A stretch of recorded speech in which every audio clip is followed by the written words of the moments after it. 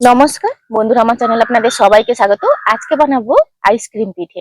দেখতে হুবহু আইসক্রিম হলেও এটা কিন্তু পিঠে। চলুন কিভাবে বানাচ্ছি দেখে নেওয়া যাক। প্রথমে এক বাটি আমি জল ঈষদুষ্ণ গরম করে নেব। জলটা গরম হয়ে গেছে, এবার একটা বাটিতে নামিয়ে নেব।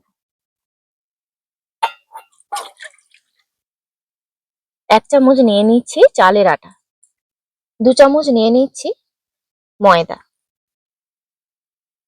কালারের জন্য এখানে আমি হলুদ গুঁড়ো অল্প একটু ব্যবহার করছি, আর দিয়ে দিচ্ছি সামান্য একটু লবণ। এই গরম জলটা দিয়ে কিন্তু এই ব্যাটারটা তৈরি করব।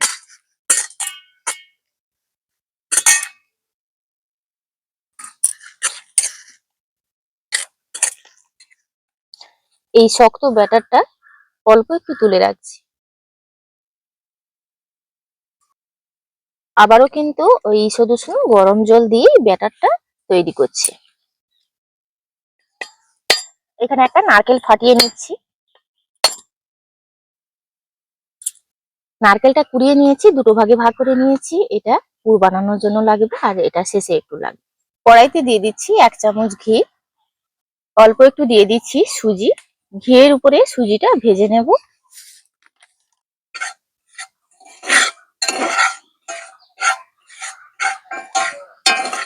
এই পুরটাতে আপনারা চাইলে কিন্তু চিনিটা দিতে পারেন, কিন্তু আমি চিনি দেবো না। এর পরিবর্তে দিয়ে দিচ্ছি গুঁড়ো দুধ।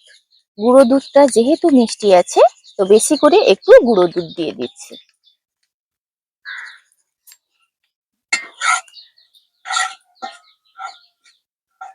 এবার দিয়ে দিচ্ছি কোরানো নারকেল।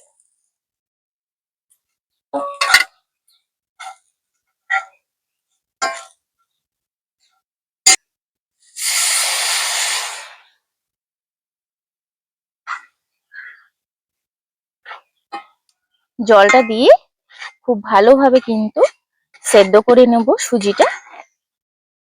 খুব সামান্য চিনি দিচ্ছি। আপনারাও যদি চিনি ব্যবহার করতে চান তাহলে খুব সামান্যই ব্যবহার করবেন।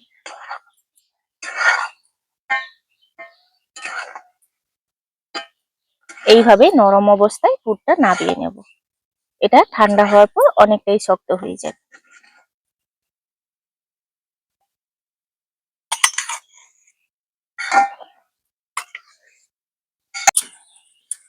এই যে দেখুন, ব্যাটারের ঘনত্বটা খুব বেশি ঘনও নয় এবং খুব বেশি পাতলাও নয়। এইভাবে করে তৈরি করে নিয়েছি। ফ্রাইং প্যানে তেলটা ব্রাশ করে নিয়েছি। ছোট ছোট রুটির আকারে তৈরি করে নেব।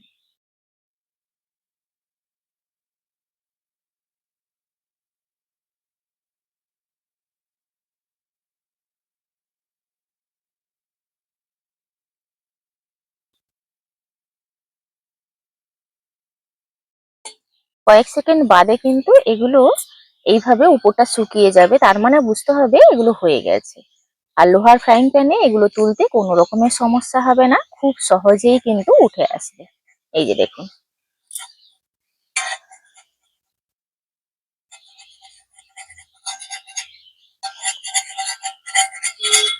এই যে, ওপর নিচ খুব সুন্দরভাবে কিন্তু হয়ে গেছে। এইভাবে সিটগুলো তৈরি করে নেব। আবারও এক হাতা ব্যাটার নিয়ে দিয়ে দিলাম।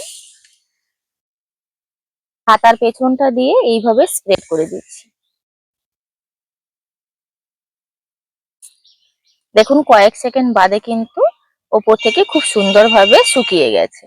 আর এই যে দেখুন কত সহজে উঠে আসছে। প্রথম পিঠেটা একটু লেগে গেছিল, আর দ্বিতীয় গুলো দেখুন কত সুন্দরভাবে উঠে আসছে। এই যে দেখুন, ওপর নিচ কত সুন্দরভাবে এগুলো তৈরি করে নেওয়া যাচ্ছে। একটা করে রুটি নিয়ে নিচ্ছি, আর মধ্যিখান থেকে এইভাবে কেটে নেব। মাঝ বরাবর সমানভাবে কেটে নিচ্ছি। এই যে দেখুন, দুভাগে ভাগ করে নিয়েছি।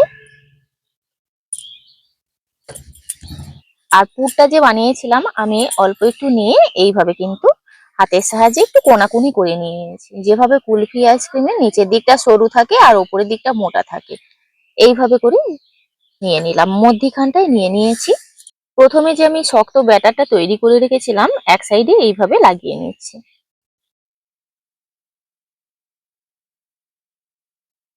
এবার এটাকে আমি খুব সহজ ভাবে মুড়ে নেব। একটা পার্ট এইভাবে মুড়ে নিয়েছি।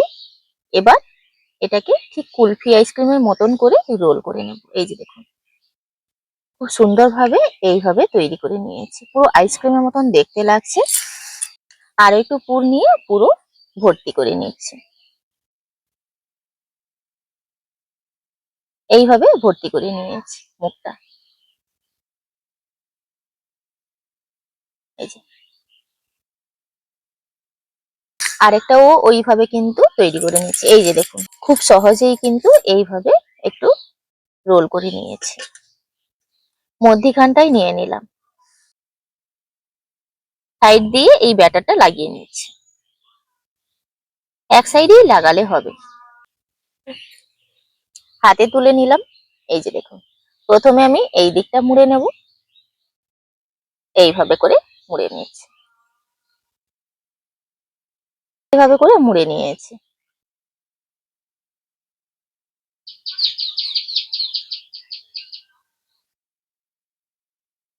মুখটা এইভাবে করে আমি পুরটা দিয়ে পুরোপুরি ভর্তি করে নিয়েছি। এখান থেকে আমি এগুলো একটা একটা করে নেব। আর এই যে কোরানো নারকেলটা রেখেছি ওপর থেকে একটু দিয়ে দেব। এই যে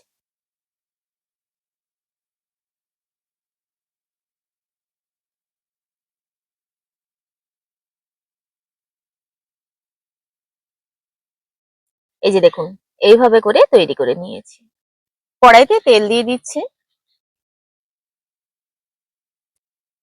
এগুলো এবার ভেজে নেব।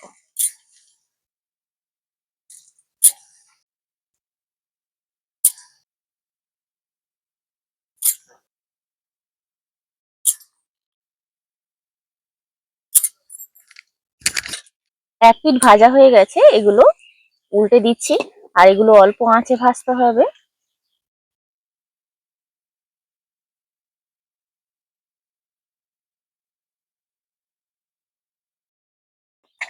এইভাবে হালকা করে ভেজে নিচ্ছি। এই যে দেখুন, উপরটা সুন্দর ক্রিস্পিও হয়েছে, একটা হালকা কালার এসছে।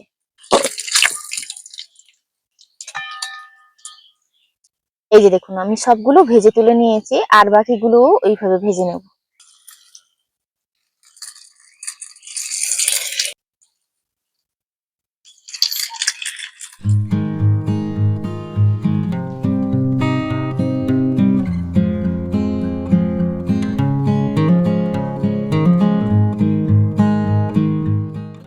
একঘেয়েমি পিঠে বাদ দিয়ে আপনারা কিন্তু এই কুলফি পিঠেগুলো ট্রাই করতে পারেন। অসম্ভব সুন্দর খেতে আর পুরে ঠাসা একদম। দেখুন,